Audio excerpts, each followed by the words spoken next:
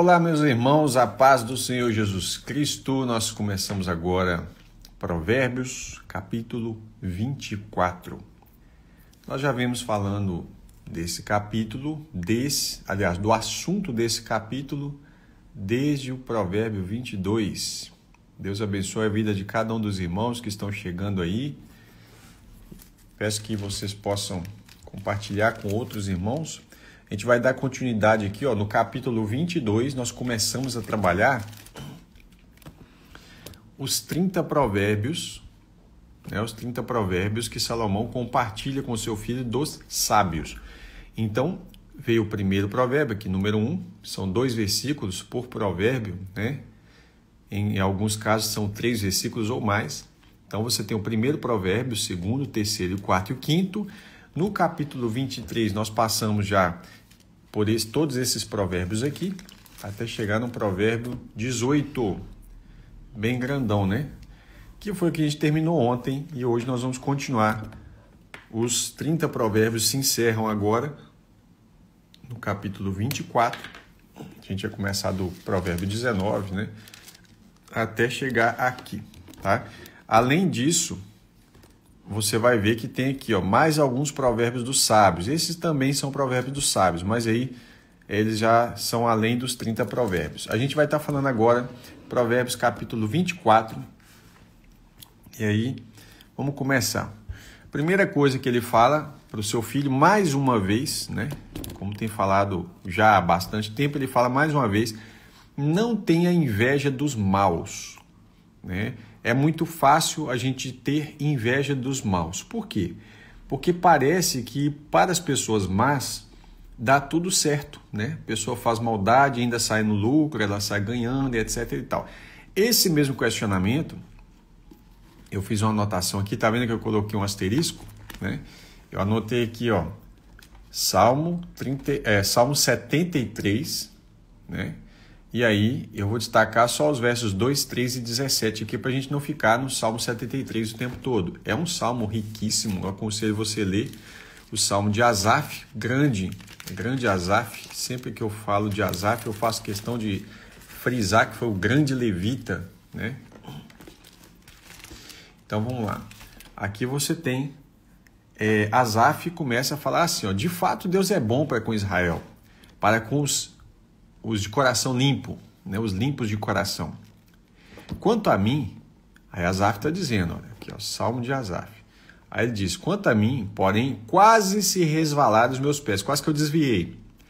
Pouco faltou para que se desviassem os meus passos, pois eu invejava os arrogantes ao ver a prosperidade dos maus.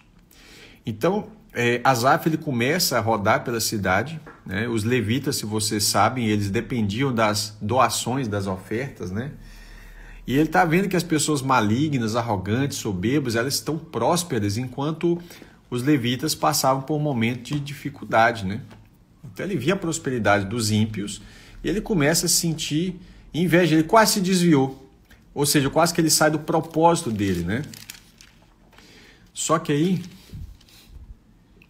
ele observa um detalhe, Ele chega a pensar assim, com certeza foi inútil conservar puro o meu coração. Quantos jovens estão pensando assim também, hoje, Poxa vida, eu estou aqui me guardando, esperando o melhor de Deus, Me preservando na minha vida sexual, por exemplo, e tem uns caras aí que tá pegando todo mundo e tal. Parece que foi inútil conservar meu coração puro e lavar as minhas mãos na inocência, Parece. Só que aí, olha, ele é afligido. Ele sofre com essa situação ao ver, os outros parece que está se dando bem. Só que ele fala, só em refletir isso, só refletir para compreender isso, achei que era tarefa pesada demais para mim. Então, detalhe, ele ainda fala assim, se eu pensasse, Se eu tivesse pensado aqui, verso 15, em falar tais palavras, aí já teria traído a geração dos teus filhos, ó Deus. Só em refletir e compreender isso, achei que era tarefa pesada demais para mim. Verso 17, até que eu entrei no santuário de Deus e descobri qual seria o fim deles. Aqui, Asaf percebe que não vale a pena ganhar o mundo inteiro e perder a sua alma. Por isso, com certeza, Salomão lembra de um provérbio dos sábios. Eu acredito que um dos sábios possa ser, né? Possa ser o próprio Asaf. Suposição, tá? Não tenho base nenhuma para isso. Mas o entendimento chega no mesmo princípio. Não tenha inveja dos maus, nem queira estar com eles, porque o coração deles planeja a violência e os seus lábios falam para ferir. Com a sabedoria se constrói a casa, e com a inteligência ela se firma. Pelo conhecimento, os seus cômodos se encherão de todo tipo de bens preciosos e agradáveis. Eu acho que esse provérbio está relacionado com esse. Quem é sábio é forte, e aquele que tem conhecimento consolida a sua força. Porque com a prudência você deve fazer a guerra. Na multidão de conselheiros, né, está a vitória. Eu destaquei essa última frase porque é um tema recorrente aqui em Provérbios. Muitas vezes nós recusamos buscar muitos conselhos, porque a ideia que nós pensamos às vezes de conselho é procurar alguém que concorda com as nossas ideias. E quando vem alguém com sabedoria e fala, olha, isso aí não é legal, né? E aí eu estou falando de pessoas que nos amam, a gente tem a tendência de procurar outras pessoas que concordem com a gente. Isso não é certo, né? E ele fala, com prudência você deve fazer a guerra. Na multidão de conselheiros está a vitória. Então, imagina, né? Isso aqui são os provérbios dos sábios. E, de fato, até o próprio Salomão tinha muitos conselheiros esses que foram ignorados pelo filho de Salomão, né? E aí ele acabou perdendo as guerras por causa disso também. A sabedoria é elevada demais para o insensato, para o tolo, né? No tribunal, ele não abre a boca. Então, vai ficar ali, né, sem saber nem o que falar. Quem só pensa em fazer o mal será chamado mestre de intrigas, de contenda. Esse aí é causador de contenda, né? Vamos falar assim. Os planos do tolo são pecado. Então, o tolo, ele sempre... Por isso ele é tolo, né? Porque o coração dele está inclinado sempre por pecado. E o zombador é abominável às pessoas. Ninguém gosta de uma pessoa zombadora. É o escarnecedor. Você já viu uma pessoa que debocha de tudo, de todos, não tem nenhum pingo de desconfiômetro, né? Eu sei que não tem a ver com contexto, talvez não tenha a ver com contexto imediatamente, mas é uma coisa que eu acho necessário falar. Eu já falei isso em algum dos provérbios atrás, mas eu acho importante repetir isso. Sobre zombaria, né? A Bíblia fala sobre as pessoas que fazem deboche, né? É importante nós ensinarmos nossos filhos a não zombar das pessoas, principalmente quando elas caem. Quando elas caem. É normal a gente ver, é vídeo cacetada, né? E aí faz com que você, ao invés de estender a mão e se preocupar e se colocar no lugar do outro que está passando vergonha, que talvez se machucou, se feriu, né? Você se junta com outros para rir. Então é importante, principalmente você, pai e mãe que está me ouvindo, porque todos podem até rir de alguém, mas quando a criança vira e fala, poxa vida, até você, pai, até você, mãe, isso aí é complicado, tá? Ensine seu filho nunca zombar de quem tem um defeito físico, né, uma deficiência física, a nunca se projetar como sendo melhor do que alguém em hipótese alguma. Isso tudo faz parte do amor ao próximo. Se você se mostra fraco no dia da angústia, é porque sua força é pequena. Então, o que acontece é o seguinte, você é provado, se você é uma pessoa forte, no momento da pressão. Porque ser forte quando está tudo normal, ok, né? Isso aí qualquer um é. Mas é quando você é provado, é que você demonstra se você é forte ou não, tá? Você já deve ter visto pessoas que passam por dias difíceis e naquele dia, por exemplo, você pensa, poxa vida, fulano está sendo muito forte. Pois é. Essa pessoa está sendo provada e está sendo aprovada. Só está sendo exposto agora a sua força. É diferente de manter uma capa, né? Uma capa de forte, mas no fundo não é. Liberte os que estão sendo levados para a morte. Esse capítulo aqui, esse versículo é muito interessante. Liberte os que estão sendo levados para a morte e salve os que cambaleiam ao ser levados para a matança. Isso aqui ele está falando de pessoas que estão sendo levadas para a morte de forma injusta, tá? Por isso, só assim que você vai entender o contexto. Ou seja, você está vendo um inocente sendo levado para ser morto, né? Ele foi condenado. Você pode fazer algo e não faz por ele. Aí você poderá dizer, não sabíamos de nada, ou seja, eu não tenho nada a ver com isso.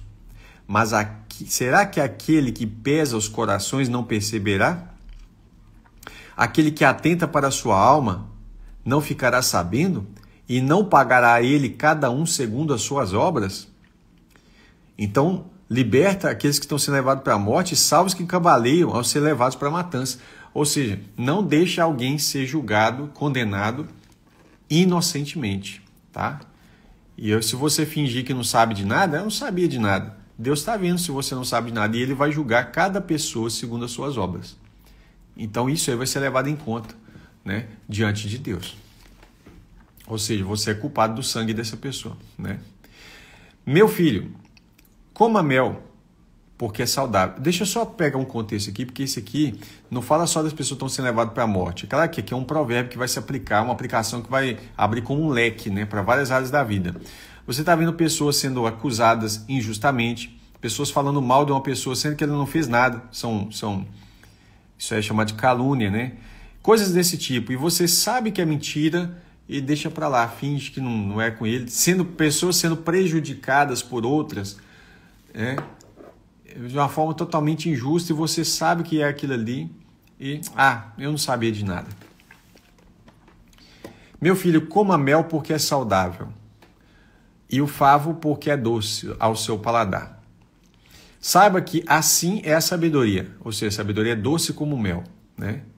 Para a sua alma. Se você a encontrar, haverá um futuro e a sua esperança não será frustrada. Porque a pessoa sábia, ela tem a esperança correta acerca do futuro, né? E não vai se frustrar, porque o sábio sempre vai estar com Cristo. Não espie a habitação do justo ao perverso.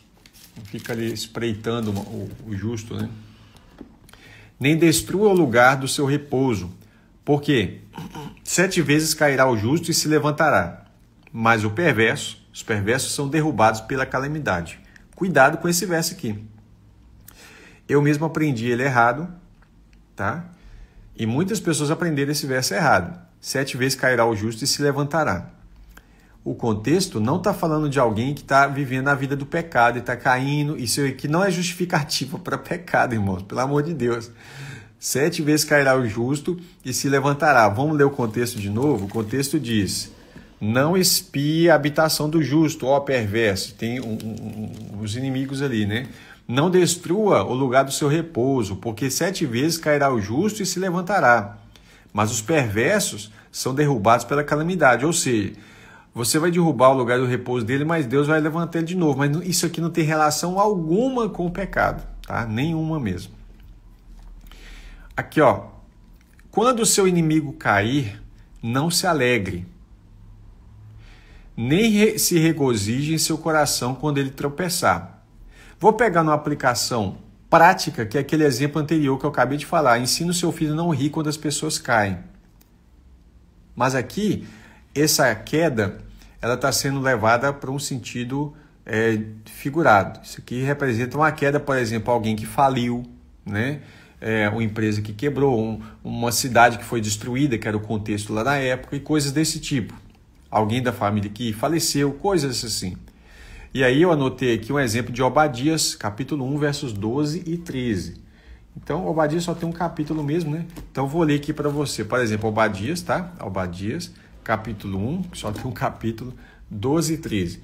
Você não devia ter olhado com prazer para o dia do seu irmão, para o dia da calamidade. Isso aqui quem que é? É os edomitas que zombaram de Israel. Depois fala assim, você não devia ter olhado com prazer para o seu mal. Ou seja, o Senhor se levanta contra Esaú, por quê? E ele fala, foi porque o dia que eles caíram, vocês riram, né? Vocês zombaram. Então, aí voltamos para o provérbio aqui, provérbio 24, verso 17. Quando o seu inimigo cair, não se alegre. E olha que Deus fala, né? Você não tinha que rir quando o seu irmão caiu. Nem se regozije o seu coração quando ele tropeçar. Então, irmãos, a gente precisa tomar muito cuidado com o nosso coração, porque o nosso coração ele é enganoso e ele é maligno, né? A nossa inclinação é para a carne. Porque às vezes uma pessoa que você não gosta, que a Bíblia fala que você deveria orar pelos seus inimigos, abençoar os que maldizem, né? Olha para você ver. E aí, às vezes, quando essa pessoa que te prejudica tanto, acontece uma desgraça na vida dela, você vai lá e se alegra, se regozija no seu coração. Às vezes até solta, deixa sair pela boca para fora, né? Começa a falar bem feito. Então, cuidado, não faça isso não. Para que o Senhor não veja isso, que é o que aconteceu com os edomitas, e se desagrade e desvie do inimigo a sua ira. Qual que é a questão aqui? Deus desviou a ira do inimigo, dos edomitas, que eram os israelitas, e partiu para cima dos edomitas. Deus estava corrigindo Israel, os edomitas acharam legal. É como um pai que está corrigindo o filho e o outro está zombando e está rindo. O pai fala assim, você está rindo, eu vou bater em você também. Pronto.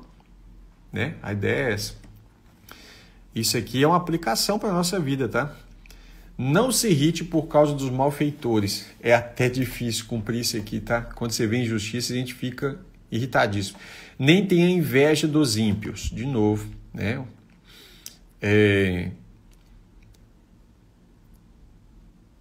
Amém, meu irmão. Irmão, entrou em contato aí. Manda uma mensagem para mim lá agora, para mim saber, tá? Vamos lá. Não se irrite por causa dos malfeitores, nem tenha inveja dos ímpios, que é o que começou esse Provérbios, né? Ele já começa para o capítulo 24 dizendo que não tenha inveja dos maus, tá? Embora eles estão aí com os cordões de ouro, de prata, com seus carrões, suas casas, não tenha inveja dos malfeitores. Nem tenha inveja dos ímpios, porque os maus não terão futuro, e a lâmpada dos ímpios se apagará. Eu me lembro da lâmpada dos ímpios se apagará, eu fiz uma anotação aqui, Provérbios 13, 9, mas Apocalipse 2, 5, onde Deus fala com a igreja de Éfeso. Deus fala, olha, vocês têm sido assim, assado, e elogia, rasga elogio para a igreja de Éfeso. Depois fala assim, tenho contra ti, porém, que deixaste o teu primeiro amor. Lembra-te de onde caíste e arrepende, porque, olha, irmãos, olha para mim e para você, se nós ainda estamos no primeiro amor, porque se nós deixamos o primeiro amor é pecado, sabe? No primeiro amor você queria orar, você queria gastar tempo, usar tempo com Deus, você nunca gasta, você investe tempo com Deus, você queria orar, você queria estar junto dos irmãos, você queria ganhar pessoas para o reino de Deus, falava de Jesus para todo mundo, a sua boca estava sempre falando de Deus, porque o seu coração, a boca fala que o coração está cheio, seu coração estava ardente de alegria. Depois nós perdemos o primeiro amor, isso é pecado. Por isso Deus fala assim, arrepende-te, lembra de onde caiu, o que foi que ocasionou essa frieza no nosso coração. Aí ele fala, senão eu virei contra ti e tirarei o teu castiçal. É a luz, é a lâmpada. Tirarei o castiçal do meio de vocês. Aqui o Senhor fala, a lâmpada dos ímpios se apagará. Se a gente insistir no pecado, a nossa luz também vai se apagar. Meu filho, tema o Senhor e o rei. Queria que você entendesse, o rei é uma representação de Deus na terra, tá?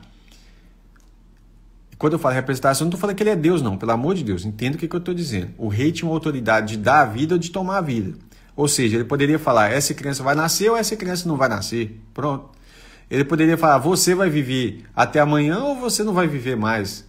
Ele tinha um poder muito grande. Então, tema o Senhor e o rei. Não se meta com os revoltosos, o pessoal que fazia revolta contra o rei. Porque de repente serão destruídos. E a ruína que virá do Senhor e do rei, quem a conhecerá? Né? E aqui nós encerramos o último provérbio com a orientação acerca dos reis, né? Das autoridades, Deus e o rei.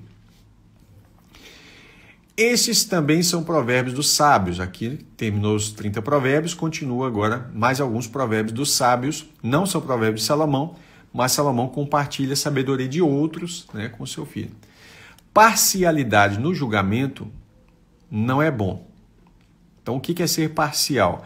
Quando você senta para julgar uma causa, o rei era uma espécie de juiz. Então, ele não poderia simplesmente chegar e falar assim, fulano é filho de fulano, eu gosto muito gosto muito do João. É o filho do João que vai ser julgado. E quem que é o outro? O outro é fulano, eu não gosto dele. Não, isso é parcialidade. Nós não podemos ter parcialidade. Isso serve para tudo, né? 2 pesos e 2 medidas, inclusive na questão do julgamento aqui, tá? Quem disser ao ímpio, você é justo, olha, ele é ímpio, ele não é justo, mas quem disser ao ímpio, você é justo, será amaldiçoado pelos povos e detestado pelas nações. Isaías 5:20, eu anotei aqui para a gente dar uma olhadinha rápida. E eu vou abrir aqui sem demora, Isaías 5:20. Só porque eu falei sem demora, a folha começa a agarrar na minha mão. Mas vamos lá, não posso ficar sem esse versículo não. Esse versículo é fundamental. Então, a ideia é, quem disser ao ímpio, você é justo, está errado. Isaías 5, verso 20, diz assim, ó. Aqui, ó. Anote aí, Isaías 5, 20. Ai dos que chamam, ao que o mal chamam bem. E ai dos que ao bem chamam mal. Ou seja, está falando que o mal é coisa boa e está falando que a coisa boa é maligna. Que fazem das trevas luz e da luz fazem trevas. Que mudam o amargo em doce e que mudam o doce em amargo. Ou seja, essas pessoas que estão fazendo isso aqui, elas estão invertendo valores, invertendo princípios. E o que é que a nossa sociedade está fazendo hoje? Não é exatamente isso? Chamando o mal de coisa boa, chamando o que é bom de mal, né? Então, ai de quem faz isso. Esse ai aqui, irmão, entenda bem, isso aqui está relacionado com as taças da ira de Deus que vai cair sobre as pessoas malignas. Ai deles, né? E aí vamos lá, vamos continuar. Aí ele fala assim, Provérbio 24, verso 25. Mas haverá bem-estar para os que repreendem o ímpio, e sobre eles virão grandes bênçãos. Aí você vai repreender o ímpio hoje. Estou falando de ímpio que está na igreja. Sabe o que ele fala? Não julgueis. Não julgueis. Virou desculpa para... É um refrão, né? Como se dissesse assim, me deixa pecar em paz. Não me repreenda. Me deixa pecar em paz. Deixa eu fazer o que eu quero. Né? Vai cuidar da sua vida. Ora, Jesus fala, tira a trava do seu olho e assim você vai conseguir tirar o cisco que está no olho do seu irmão. Jesus não falou para deixar o cisco lá. As pessoas leem a Bíblia, mas parece que elas manipulam. Jesus não falou assim. Jesus está falando do julgamento hipócrita. Ele está falando, você está com a trava no olho e está querendo tirar o cisco do olho do seu irmão? Primeiro tira a trava do seu olho e assim você vai ver bem e vai lá poder tirar o cisco. Não é para deixar o cisco. Quando Jesus fala, não julgueis segundo a aparência, mas julgai. O mesmo verso que fala para não julgar, fala para julgar. Mas julgai segundo a reta justiça de Deus.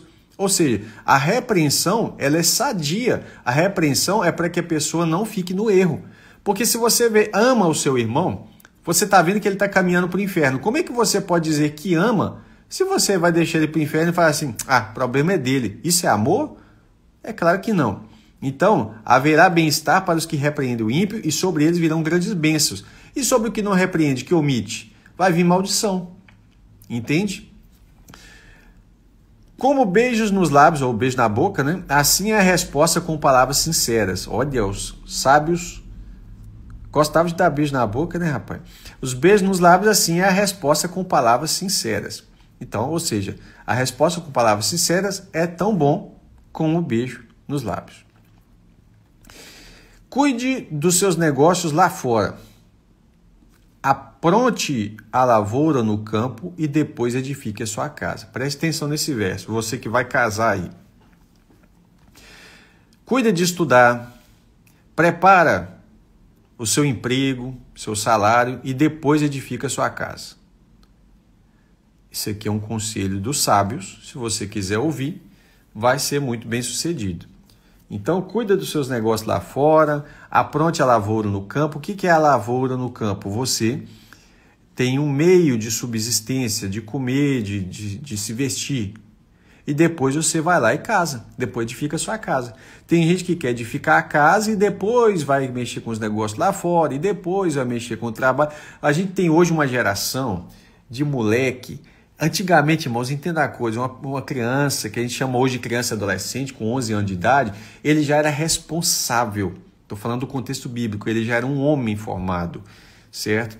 E essa criança, ela já assumia todas as responsabilidades da lei.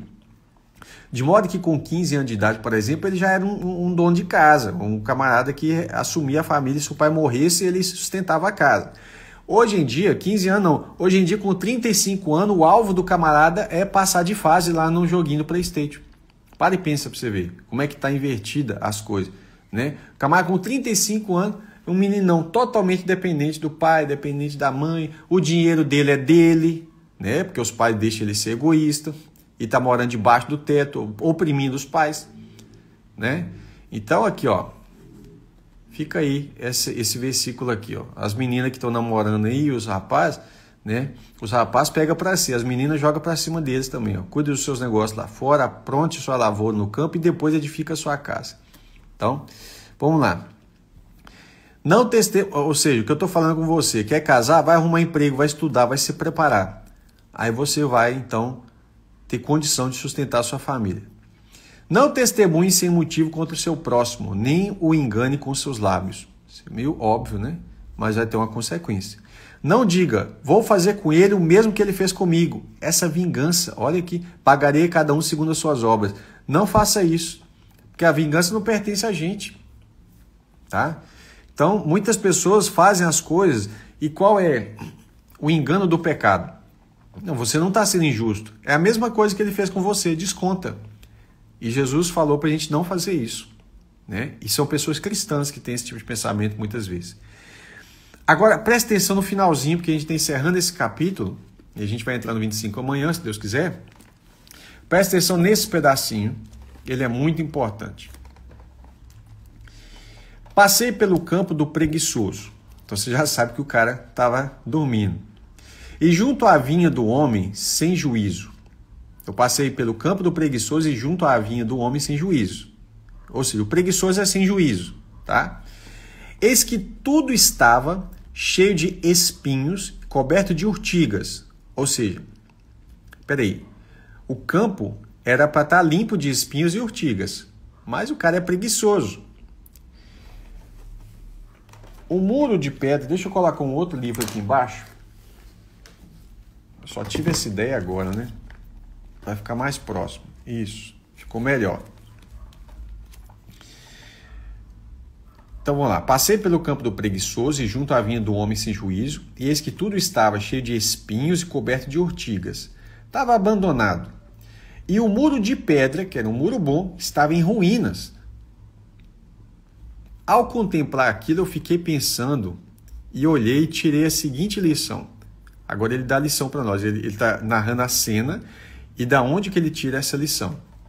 Um pouco de sono, um breve cochilo, braços cruzados para descansar, e a sua pobreza virá como um ladrão. A miséria atacará como um homem armado. Presta atenção, esse homem aqui ele tinha todas as condições de ser rico.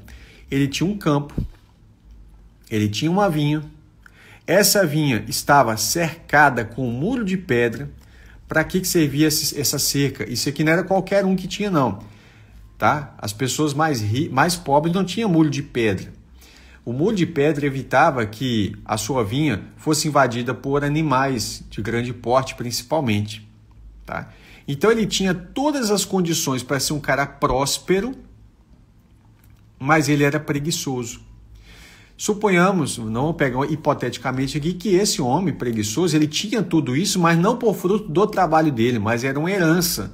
Ou seja, tudo isso que foi construído pelos pais, ele está deixando agora que dê espinhos, urtiga, tudo estava em ruína. Por quê? Um pouco de sono. Aí a importância, eu vou terminar aqui de novo. Se tiver pais e mãe me ouvindo, eles devem ficar bravos demais, porque toda hora eu falo de pais e filhos, mas não tem jeito. É um conselho de Salomão para o seu filho, eu tenho que falar disso. Presta atenção, se você deixa o seu filho ser um morcegão, só fica dormindo, pouco de sono, não, é só cochilar aqui mais um pouquinho, acordar meio-dia, né? Ok. Você está fazendo o quê? Você está acabando com toda a herança que você está deixando. Primeiro, a herança material e depois a herança moral que você está deixando para um cochilão aqui, para o sonolento e preguiçoso, é a pior possível. Porque uma pessoa desse jeito, ela vai ser uma pessoa extremamente problemática, tá? Então, essa lição aqui, ela é extremamente poderosa. E aí, o que acontece? E a sua pobreza virá como ladrão. Aí sabe o que ele faz? O preguiçoso? Ô pai, me arruma um dinheiro para me montar uma lanchonete? Ô mãe, me arruma um dinheiro para me pagar o meu carro? Não é assim que vai acontecer? 40 anos nas costas, mas a preguiça tá aí, né? Que Deus abençoe os irmãos. A gente vai continuar amanhã no Provérbios 25, se Deus quiser, tá bom? Peço que compartilhe com outros irmãos e até amanhã, se Deus quiser. Deus abençoe.